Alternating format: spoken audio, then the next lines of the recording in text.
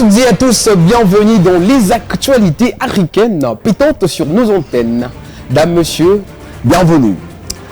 À la une, ouvrons notre boîte à actualité de ce numéro avec la présidentielle en Tunisie où Kaïs Saïed donné vainqueur avec 89% de voix.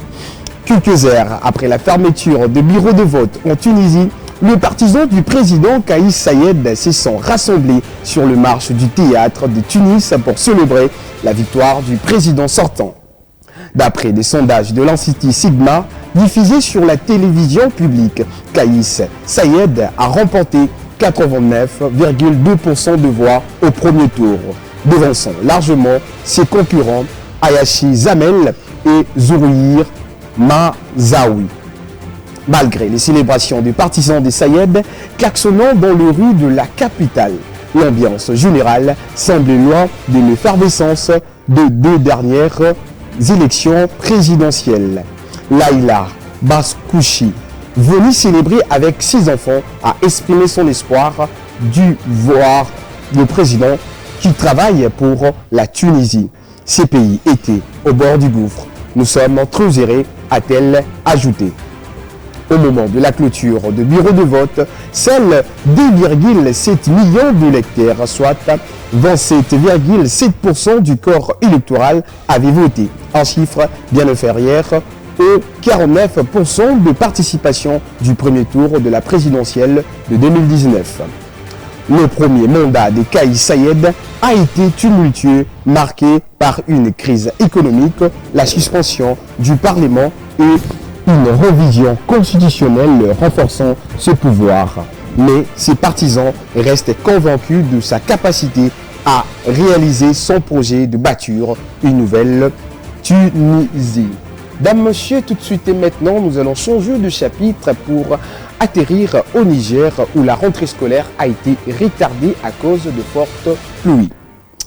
Au Niger, de fortes pluies et inondations encontrant les écoles a retardé la reprise des cours, initialement prévue pour débuter le 2 octobre. La rentrée scolaire a été repoussée au 28 octobre prochain par les autorités. Peu d'établissements d'enseignement ont été épargnés et ceux qui sont restés intacts sont utilisés pour héberger les personnes forcées de quitter leur maison à cause du déluge. Jusqu'à présent, les dégâts causés par les inondations qui ont touché de nombreuses régions de ce pays d'Afrique de l'Ouest sont encore visibles dans la capitale, Niamey. Après 3 mois de vacances, les enfants resteront à la maison pendant encore 1 mois environ. Nous n'avons pas l'habitude de laisser les enfants désœuvrer pendant les vacances. Nous les amenons dans des écoles coraniques.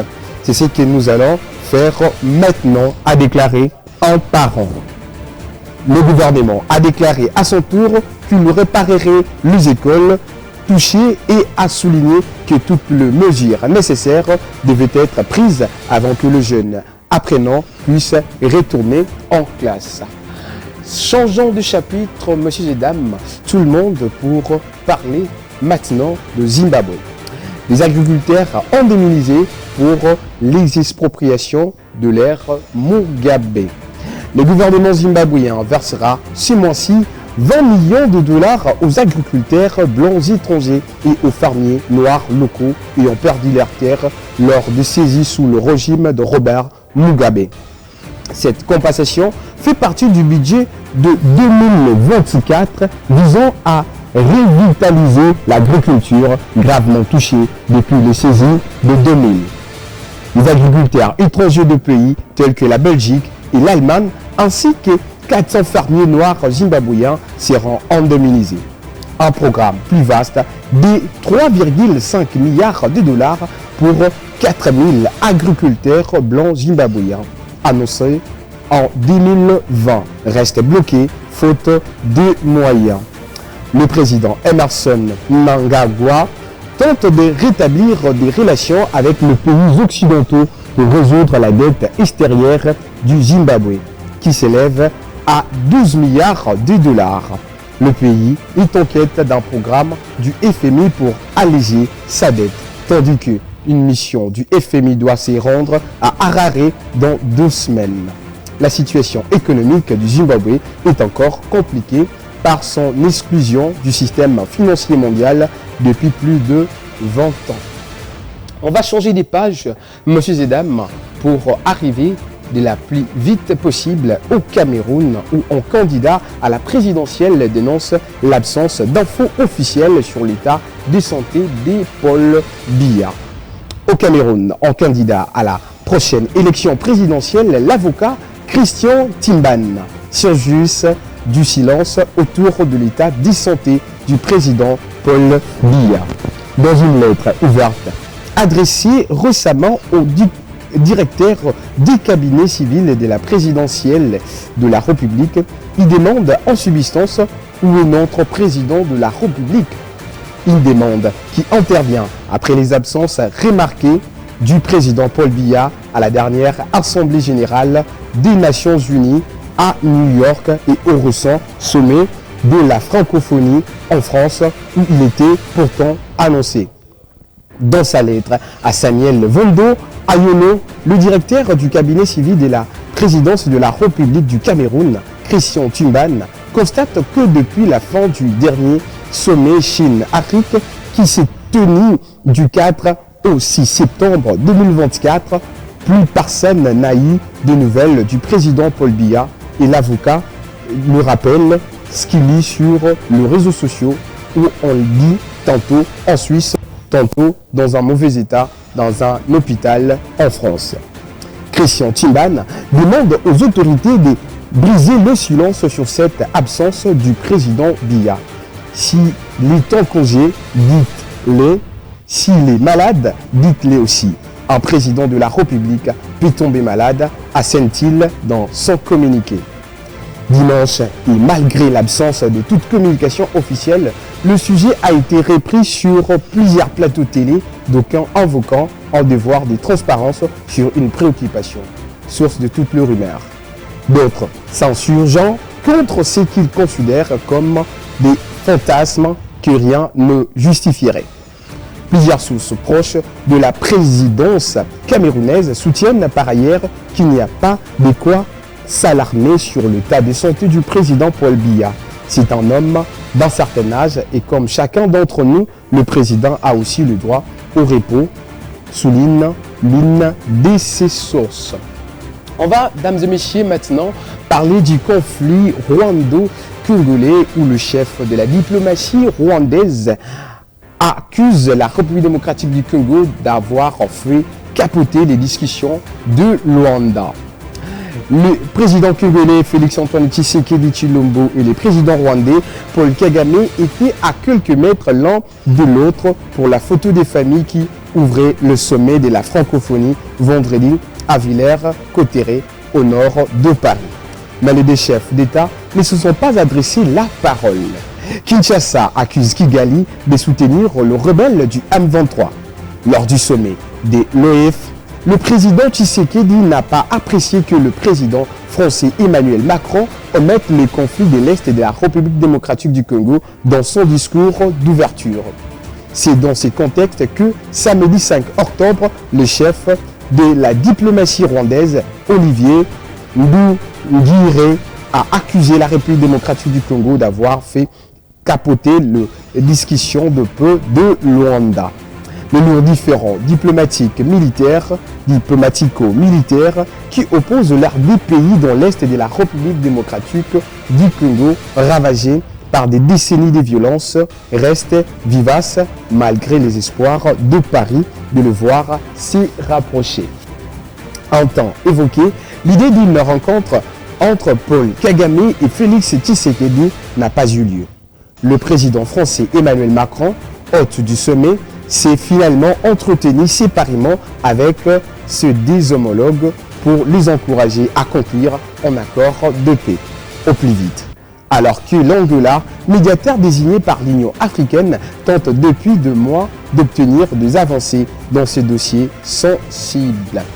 On va tout de suite maintenant parler du Mozambique où les élections générales au Mozambique font d'une campagne largement dominée par le parti au pouvoir Frelimo. La campagne pour les élections générales s'est achevée dimanche soir à minuit 5,3 millions de lecteurs sont appelés aux urnes mercredi 9 octobre pour élire un nouveau président et le membre des assemblées provinciales. Le président sortant, Philippe Nyusi du Frélimo, s'y retire après 2 mandats. 4 candidats briguent sa succession. Pour l'élection présidentielle au Mozambique, Daniel Chapo s'y présente pour les Frélimo, le parti au pouvoir. Son principal rival est Osso Momad de la Renamo. 2 autres petits candidats sont aussi en lice. Lutero Simango du MDC et le candidat indépendant Venancio Mondlane. Selon les observateurs, la campagne a été largement dominée par les Frélimo au pouvoir depuis 50 ans. Une campagne largement calme, avec seulement quelques incidents isolés, rapporte la coalition, mais integridade, plus d'intégrité en français. Cette coalition de la société civile dénonce l'utilisation de ressources publiques à des fins de campagne par les partis au pouvoir. Cette coalition de la société civile note également que le parti au pouvoir a bénéficié de bien plus de temps d'antenne que les candidats de partis d'opposition. En cette fin de campagne dans la capitale, Maputo, le drapeau rouge du Frélimo, dont le logo présente un épi de maïs et un tambour à l'esthétique soviétique, monopolise l'espace face à ses opposants. Note les observateurs. On va tout de suite et maintenant parler du Mali où les attaques djihadistes et opérations de l'armée dans le nord causent de civiles victimes. Voilà. Au Mali, le week-end a été chargé sur le plan sécuritaire. La colonne de l'armée malienne et de Wagner a poursuivi sa route vers Tinzaouten, près de la frontière algérienne. L'armée malienne a également mené le 5 octobre 2024 dans cette même zone des frappes contre de troupes armées terroristes. Des sources locales confirment plutôt une bavure au cours de laquelle 7 civils ont été tués. Enfin, les djinns liés à Al-Qaïda a revendiqué le 6 octobre 3 attaques contre des camps militaires à Gao, Tombouctou et Ber. À Gao et Tombouctou, les projectiles n'ont pas atteint les aéroports militaires visés. À Ber, les djinns ont diffusé des images de 3 véhicules kamikazes, mais n'a donné aucun bilan. L'armée malienne n'a pas communiqué sur ces attaques et n'a pas donné suite aux sollicitations. Selon plusieurs sources locales, les djihadistes n'ont pas réussi à pénétrer dans le camp militaire de Ber qui abrite les militaires maliens et des supplétifs de Wagner. Des combats ont eu lieu dans la ville au terme duquel les assaillants ont été tués. Dans la nuit de samedi à dimanche, ce sont des frappes de drones de l'armée malienne qui ont visé une colonne de véhicules terroristes selon un communiqué de l'armée qui se félicite de l'avoir détruite. Mais de nombreuses sources locales, certaines liées au cadre stratégique permanent, d'autres sans lien avec le rebelle, confirment que ce sont de 7 civils qui ont été tués, des orpailleurs de nationalité nigérienne qui faisaient route entre Tizaten et Arli pour rentrer chez eux. Ces mêmes sources rapportent également 3 personnes blessées. On va clore nos actualités africaines de ce numéro avec le pays des hommes intègres, le Burkina Faso. Est du Burkina Faso, le marché de la commune de Mani cible d'une attaque.